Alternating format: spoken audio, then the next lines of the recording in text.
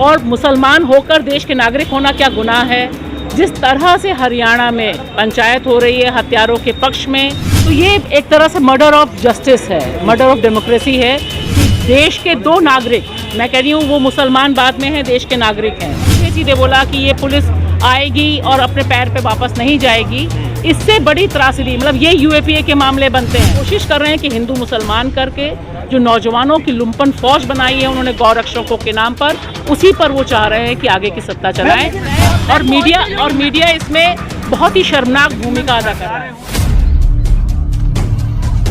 देखिए, मुझे तो बहुत साफ दिखाई दे रहा है कि सारे मामले में मामले को बिल्कुल दूसरे ढंग से टर्न कर दिया गया है। दोषियों के पक्ष में निकल रही हैं, महापंचायत हो रही है, लोग बोल रहे हैं कैमरे पर, जबकि जो अपराधी हैं उनके बारे में जो विक्टिम की फैमिली है वो बहुत खुलकर बोल चुकी है, प्रमाण मिल चुके हैं। तो ये एक तरह से मर्डर ऑफ जस्टिस है, मर्डर ऑफ डेमोक्रेसी है कि देश के दो नागरिक, मैं कह रही हूँ वो मुसलमान बाद में हैं, देश के नागरिक हैं। और मुसलमान होकर देश के नागरिक होना क्या गुनाह है। जिस तरह से हरियाणा में पंचायत हो रही है हत्यारों के पक्ष में, पूरा का पूरा मोबिलाइजेशन हो रहा है, राजस्थान सरकार उसमें कोई एक्टिव रोल नहीं अदा कर रही। ये बहुत बड़ी विडंबना है। और मुझे लगता है जिस तरह से उन्होंने सीधे सीधे बोला कि ये पुलिस आएगी और अपने पैर पे वापस नहीं जाएगी, इससे बड़ी त्रासदी, मतलब ये यूएपीए के मामले बनते हैं। हालांकि मैं पर्सनली यूएपीए जैसे खौफनाक कानून के खिलाफ हूँ, लेकिन ये देश के खिलाफ बात है,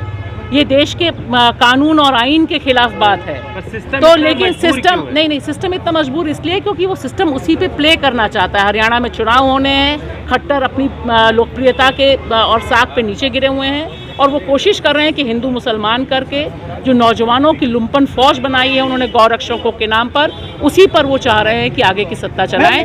और as a journalist, as an Indian citizen, मैं इस पे बहुत शर्मिंदा महसूस करती हूँ। और एक बड़े पैमाने पे असहायता है कि जब पुलिस, कोर्ट, अदालतें इस पे कोई एक्शन नहीं ले रही हैं, ये शायद बहुत दुखद परिघटना है। जब साउथ में कुछ अलग तरह की बातें होती है गौरक्षक को लेकर, गाय को नहीं, इस पे हम सब ने प्रोग्राम किया है। साउथ का सवाल नहीं है। मेघालय में चुनाव होने हैं, वहाँ भाजपा के जो प्रेसिडेंट हैं वो खुलेआम कहते हैं कि मैं बीफ खाता हूँ और भाजपा को बीफ से कोई दिक्कत नहीं है। तो हम तो यही कहते हैं कि भाजपा का जो दोहरा स्टैंडर्ड है कि मेघालय में येस है और यहाँ नो है, इससे पता चलता है कि वो बेसिकली उनको नफरत फैलानी है। मकसद मामलों पे पंचायतें हो सकती हैं, उनकी परमिशन है, और अगर धरना प्रदर्शन होता है तो केस लग जाते हैं। जी, तो यही मैं कह रही हूँ कि ये जो न्यू नॉर्मल है, जो न्यू डेमोक्रेसी है, ये बहुत खतरनाक है। और ये सारे इंडियन सिटीजन के लिए खतरनाक घड़ी है, जहाँ आपका आइन है, आपका कॉन्स्टिट्यूशन है, आपके लॉ हैं, सुप्रीम कोर्ट है, न्यायपालिका है, लेकिन कहीं भी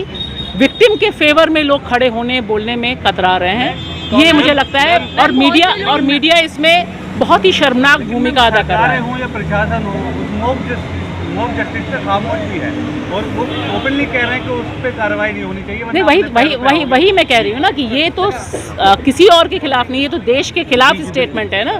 तो इस पे तो सुओ मोटो एक्शन सबको लेना चाहिए, लेकिन वो नहीं लेते हैं। ये एक शर्म की घड़ी है। कांग्रेस की सरकार में किसी की गिरफ्तारी नहीं हुई तो बीजेपी नहीं, मैं कह रही हूँ कि इस पे जिस तरह से, देखिए, सवाल दूसरा है। सवाल ये है कि जो कल्प्रिट्स हैं, जो मोनू मानेसर है और तमाम जो पूरी दल है, वो ओपनली पब्लिक डोमेन में हिंसा फैला रहा है। ऐसा नहीं कि छुप के फैला रहा, अपने यूट्यूब चैनल पे ही सारी चीज़ें डाली हुई हैं। उनके खिलाफ एक्शन होना चाहिए, जो नहीं हो रहा है। क्या ये पैसा और सत्ता का खेल है इसके पीछे, गौरक्षक के पीछे? नहीं, मुझे लगता है कि ये नफरत का खेल है। नफरत का खेल है। राहुल गांधी पर भी ये उम्मीद जताई जा रही है कि वो मोहब्बत की दुकान खोलने निकले हैं, तो आखिर क्यों वहाँ पर 8 मीटर? देखिए, अभी मोहब्बत की दुकान खोलने के लिए सलमान खुर्शीद जी यहाँ थे, आपको उनसे पूछना चाहिए था। मैं कैसे कांग्रेस के बारे में बता सकती हूँ।